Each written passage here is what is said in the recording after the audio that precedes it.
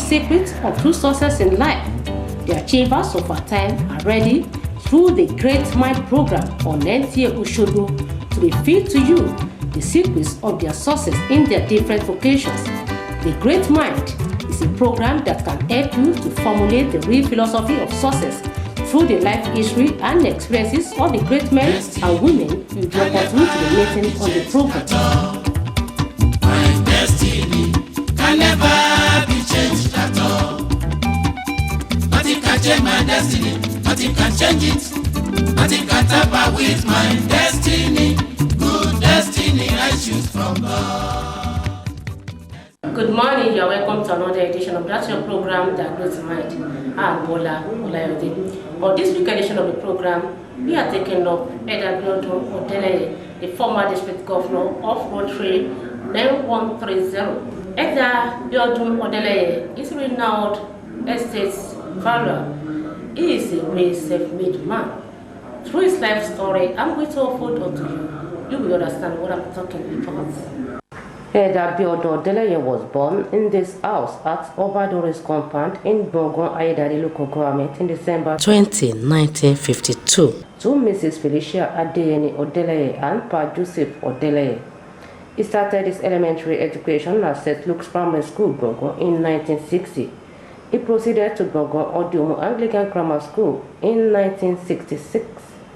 Biodun Odeleye, who is a first-class graduate from the University of Ife, now Obafemi Awolowo University, has this experience at childhood.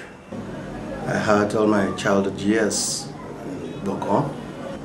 I get admission into Bogon Anglican Grammar School, Bogon, where I was up till 1970 when I wrote my school certificate exam. It was a bit tough in those days, especially because of the financial handicaps that we had at that time.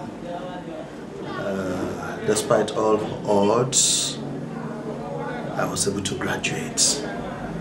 I remember specifically during our final year, 1970, I had to be at home for 7 weeks out of 13 weeks during a particular term. Why is that? Because I couldn't pay my school fees. I was in fact the heaviest debtor in the school at that time.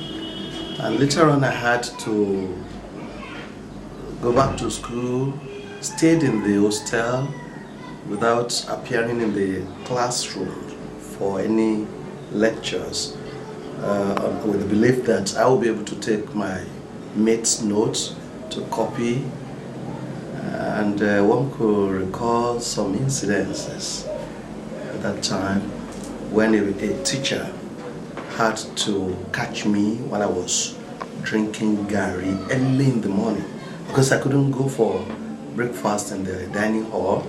I shouldn't be seen there. And I didn't want to flout the school regulations. So that teacher was going on a mission that was not particularly holy too. And he saw some movements in the dormitory.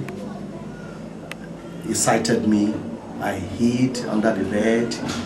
And this man had to pull me out from where I was hiding. Incidentally, the springs for the bed had to tear part of my shirt. I had only 2 shirts then, so one of them got torn. It was very unfortunate. It took me to the morning devotion hall where all the students converged. They were singing. I was enjoying singing the songs, but I couldn't be privileged to join them in the morning devotion. So when he took me to the place, the principal saw me. The first question the principal asked was, "Why are you here? Have you paid your fees? Why are you here?" So eventually he sent me back home. But to the glory of God, when we were to start the school certificate exam, I told my mother that she should come and beg the principal so that he could allow me to write the exam. And while working after graduation, I would pay all the indebtedness.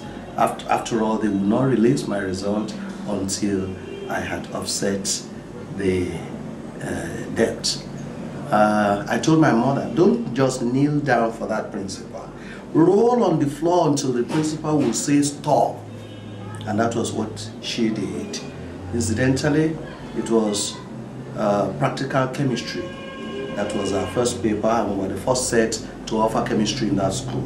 Only 6 of us. So my mates were already busy in the laboratory while we were busy begging the principal to at least allow me to write the exams. Eventually, when he agreed that I should go and write the exam, I rushed into the laboratory. I was panting, I was sweating.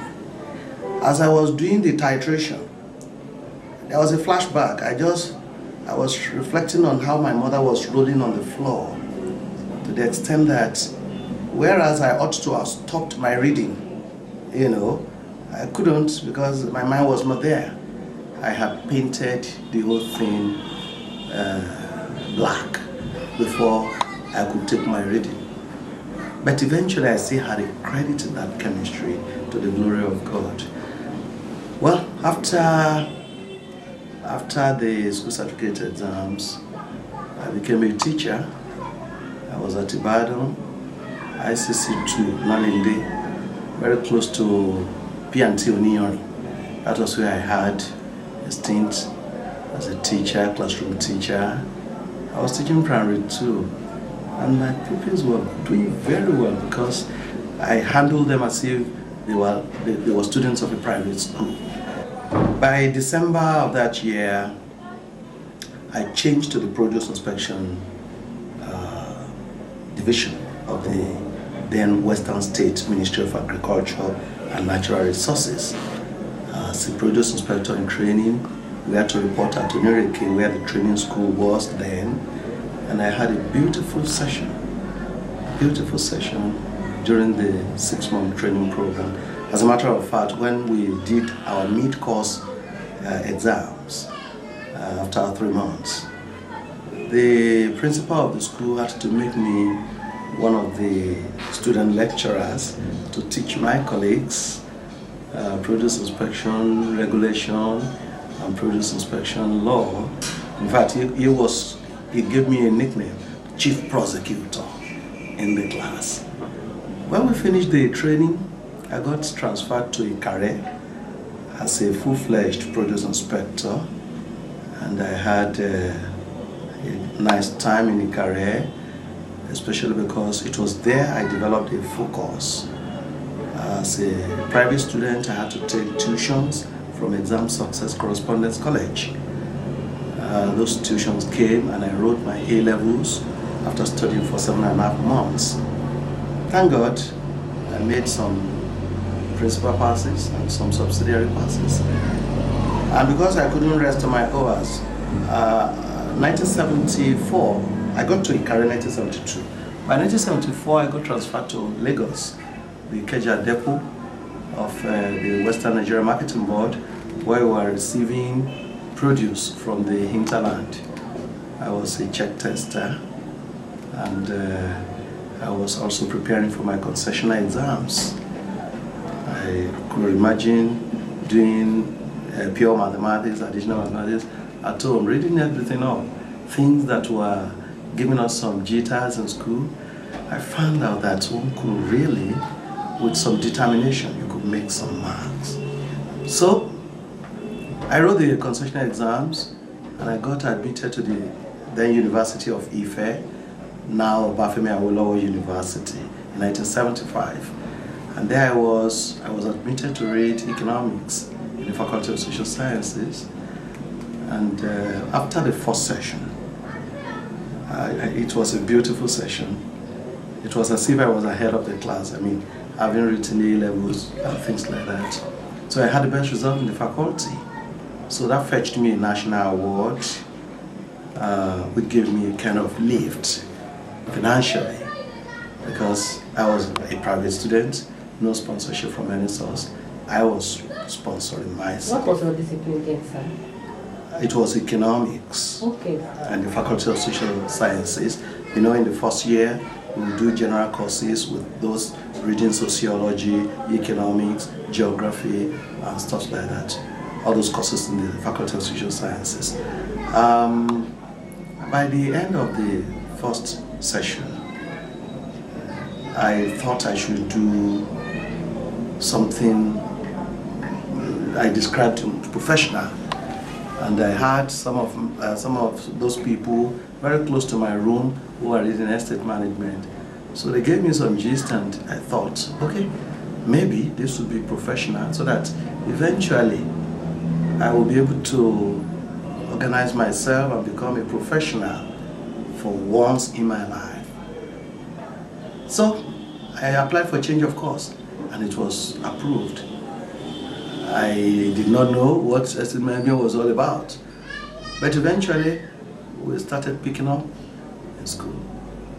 To the glory of God, when I finished part 2, in fact during part 2, they invited some of us, the best 3 students, to apply for USC Merit Award, and we got interviewed. To God be the glory, I was the only one chosen in my class. So meaning that I was able to use 2 scholarships throughout my parts 3 to 5. That made me a fairly rich student, so it was like a compensation for what I went through during the school certificate days. And I had the opportunity of also getting married after part 3 because I have always liked early marriage. In fact, it was the proceeds from the scholarships that I used for the wedding. Some people will look at me and think this must be a crazy boy, but I wasn't crazy. I knew what I wanted. At the end of it all, I passed out, and it was the first time any student in that department of estate management will make a first class. Dr. Joseph Odeleye was the teacher of Biodun Odeleye at Odeleye Anglican Grammar School. It was my students at Odeleye Anglican Grammar School in the 1960s.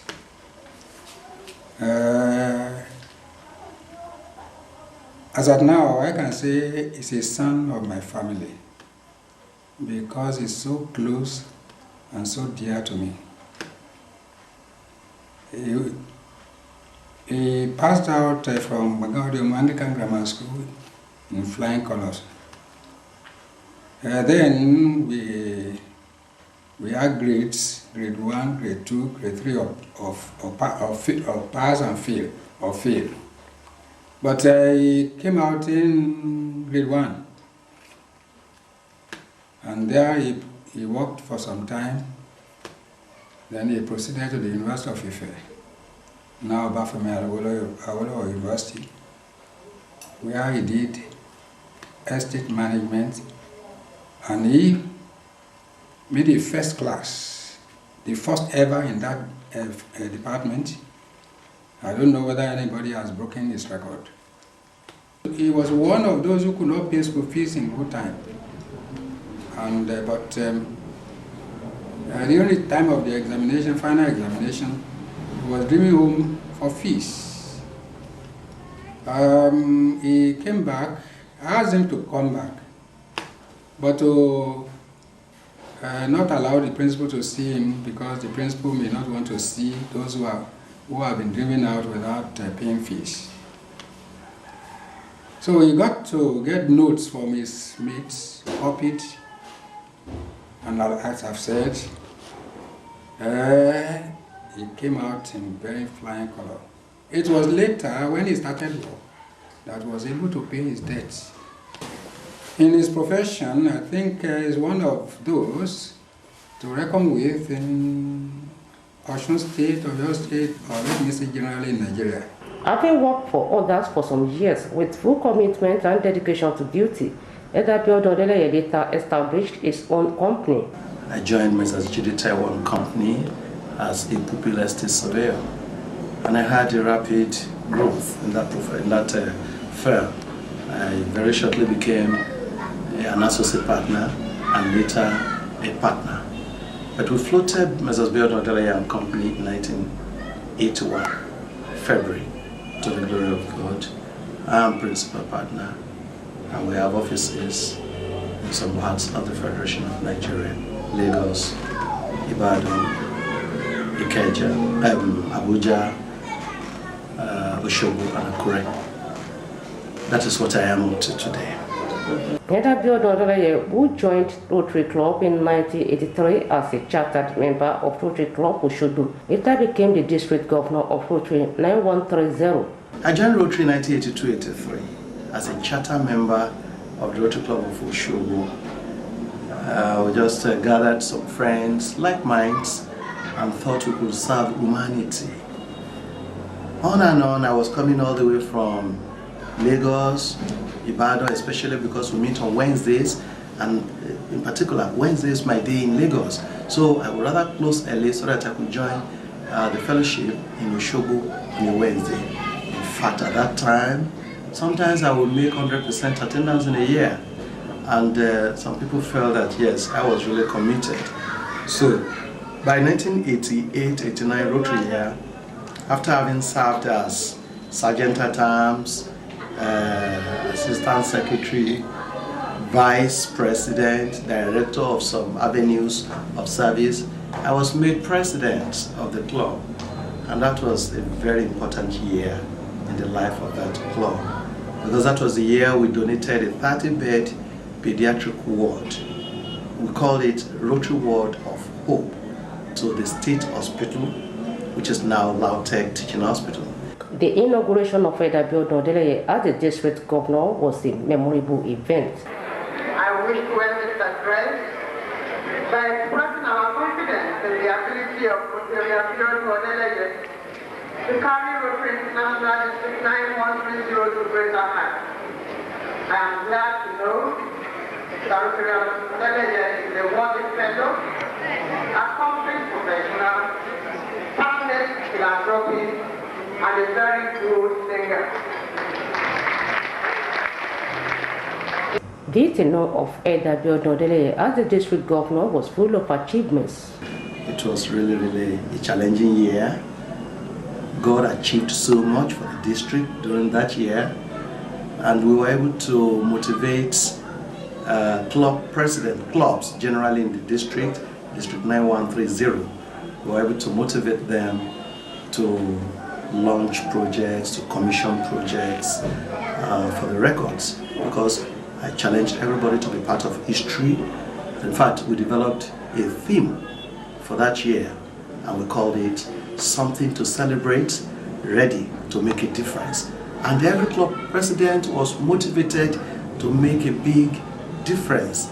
And because the Rotary motto for the year was also Celebrate Rotary, so I challenged every Rotarian to ensure that they do things that are worthy of a celebration.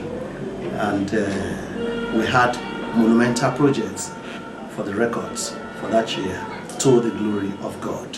For instance, at Ibatoro, where we have a leper colony in Akure, we were able to donate to the leper colony is a borehole with toilet facilities that is worthy of a celebration.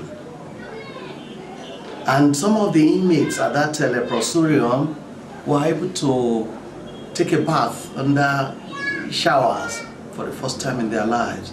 They were visibly excited, and when they said they were going to appreciate us, they said they were going to entertain us. And I was watching how lepers could entertain their guests. Do you know, they gathered together, they received all our gifts, food items, bags of food and things like that, and they started singing, Alayo niwa, awa umayo, Jesu layo wa, ewa bawayo. And I was stunned to imagine that even in the condition those people were, they still believed that they had joy and they were inviting people to come and rejoice with them. Being fully committed to service to humanity, Biodun Odeleye, as the district governor, organized a free eye test where people with sight problems from different parts of the country benefited. Yes, that was part of the activities that we put together to celebrate the 100 years of Rotary. That was a district project. I thought about it and I felt convinced within myself that if you can restore sight to those who otherwise would have gone blind, that would have gone a long way in promoting Rotary and the qualitative service that Rotary is all about.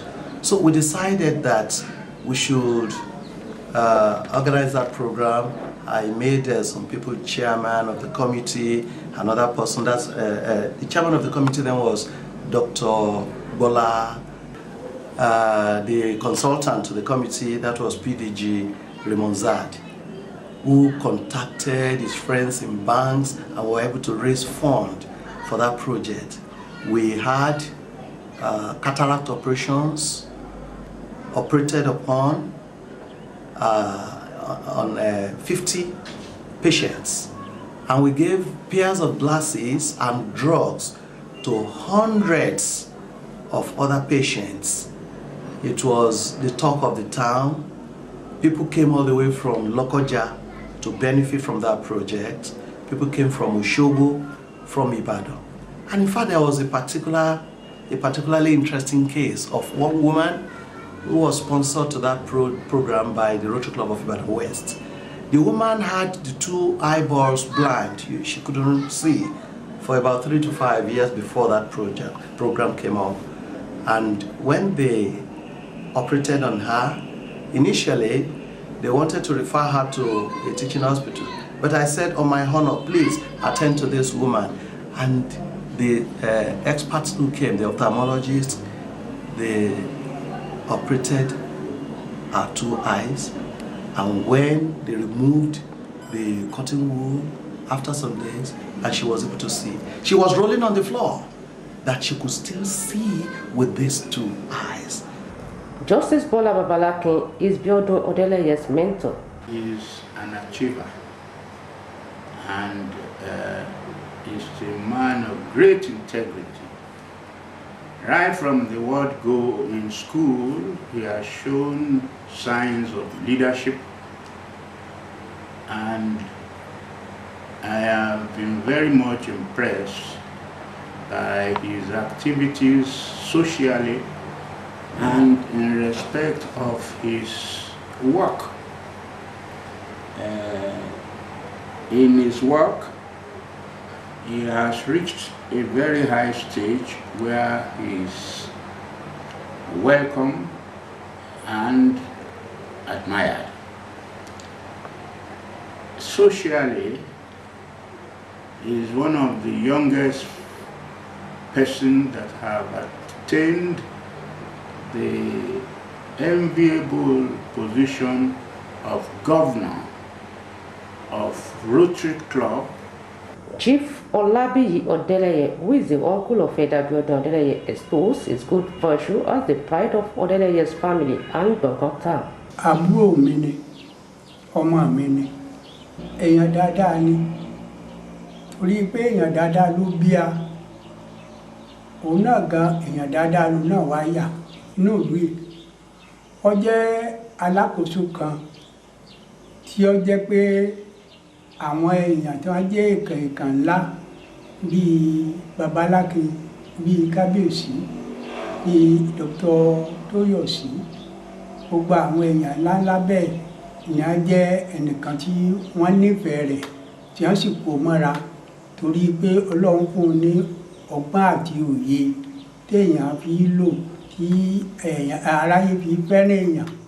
Mr. Moses Odeleye also attests to the good character of Biodun Odeleye. So he's a very nice brother of ours because he doesn't want any problem for anybody. Whenever anybody has any problem, he's ready to cater for the problem and to solve the issue. Dr. Bayo Adesabalogun is a childhood friend of Elder Biodun Odeleye. Elder Biodun Odeleye is my bosom friend. In fact, I would say we are twin friends. Because apart from the fact that we moved together from our childhood days, we have some semblance. So that in his family, some people could mistake me for him. In my family, some people could mistake him for me. In fact, the traditional drummers in our town, there are some of them who probably don't know the distinct features of each of us. By the time they see me, they could be beating the drum for his family. Sometimes when they see him, they might be beating the drum for my family.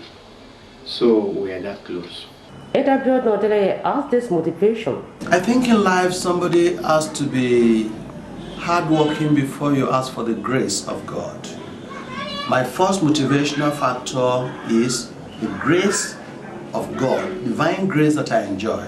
And that pushes me to be hardworking. I'm motivated by some role models in my life, the like of Honorable Justice Bolarinwa Babalaki, retired Justice of the Supreme Court and a Commander of the Order of Niger, Chief Afe Babalola, Prince Julius Adelusi Adeluyi, and of course Otunba Tade Ishmael. These are my 4 role models in life. He has this advice for the youth. For the youth, I will want the youth to be God-fearing. Because if you are God-fearing, you will not do most of the things that our youth now relish. I will want every youth to imbibe a reading culture. Because knowledge is power, and there is no shortcut about it. It's nice to be hardworking. The Yorubas would say, "Iṣẹ́ kìí pani, àìṣe rẹ̀ gan lábùkù." Be hardworking. With hard work, no goal is unachievable.